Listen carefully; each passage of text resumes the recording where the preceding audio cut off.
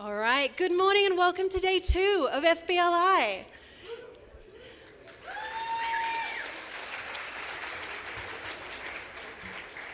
My name is Joanne Walsh. I'm the Director of Individual Giving at GFN. As someone that spends the majority of their role telling the story of our food banking partners to donors and the broader community, it has just been an absolute inspiration to be able to connect and meet with so many of you. It's my pleasure to introduce our second Food Bank Impact series. Today's session will focus on how food banks are preparing for and responding to natural disasters. It is my pleasure to welcome to the stage, to start this conversation, Hande Tibuk, President of TİDER Turkey.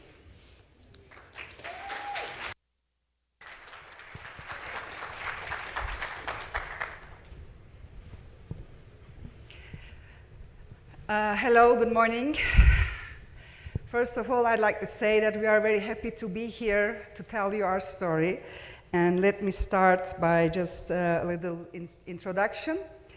Basic Needs Association TİDER was founded in 2010 and aims to prevent waste and reduce poverty. We are extensively working on building our network of food banks all throughout Turkey. Currently, we have 66 food banks in our network in 35 provinces across Turkey. We are a member of Global FoodBanking Network since 2017. And with our food banking work, we also provide an employment program for our beneficiaries because we believe that instead of giving out fish, we need to teach the beneficiaries how to fish. So this is a core important work with our program at TİDER, and we aim to help the beneficiaries to get jobs, to apply for jobs, and to get recruited so they can start to live on their own. We are also a founding member of Afet Platformu'nun. This is the Turkish name. I just wanted to write it like that because it kind of became like a brand. Which is a disaster platform. It's a platform formed by more than 20 NGOs like TİDER, and we will get to that in a short time now with the detailed work of our emergency response to the earthquakes and natural disaster. So this is a picture of us from London in 2019. We just wanted to tell you again once more how grateful we are for the support of GFN. It has been really helpful with our normal work as well as our emergency response work that we are doing right now. This is a map of Turkey, and as you can see, the 35 provinces where 66 food banks in our network are located. This is the basic sustainable development goals that we are supporting with our work at TİDER, Food Banking Network. And this is just a small, the numbers for what we have, to indicate what we have done so far with TİDER Food Banking Network. The total number of beneficiaries of TİDER Food Banking Network is like 900,000 people. And the number of people hired by our HR program is 119, which is, I think, is not a good big number, and we will be working much more to increase this. This is the active members. This is a list of active members of the NGOs under the disaster platform that work together to respond to the emergency relief efforts. So how was the platform founded? In 2020, when the earthquake hit Elazığ, which is a province in the east part of Turkey, the NGOs, as TİDER and other NGOs, we got together and we were, okay, we have to do something. What can we do? We all have resources. All these NGOs are working in different areas. You know, TİDER is working on food banking. Some are working on health issues. Some working on education. Some working with women, some working with children or refugees. So different parts, different NGOs got together and they combined their resources in 2020 and they set up a warehouse in the disaster area to help the survivors.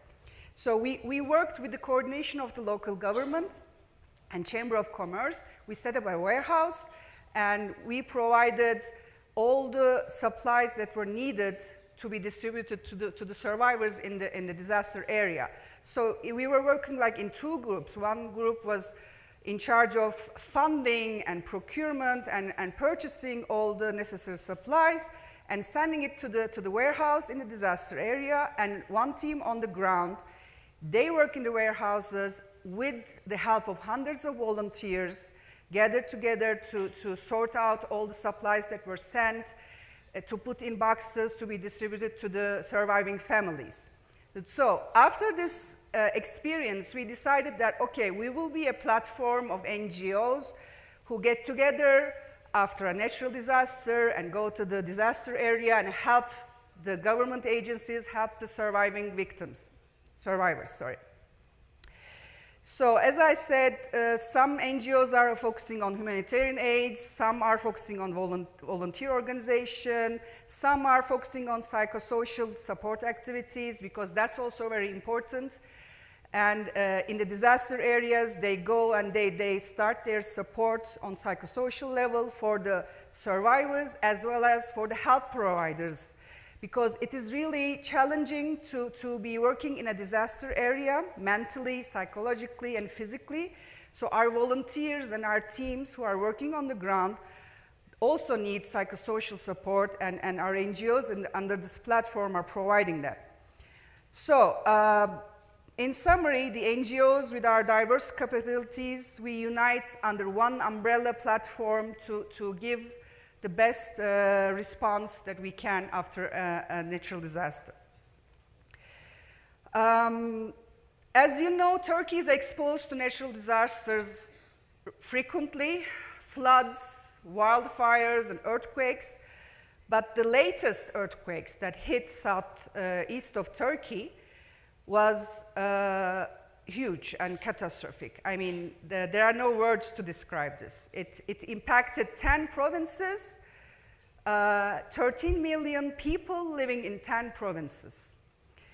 And there was 2 huge earthquakes in just a very short time, and there were always another aftershocks, and there was another one again in Hatay in a very short time. So we did what we did before. We organized, as TİDER, we contacted our food banks in the impacted areas. We had 10 food banks in those cities, so we contacted them. Unfortunately, one did not answer, and it was Hatay. So we unfortunately lost the food bank in Hatay, but then we started to work with other food banks.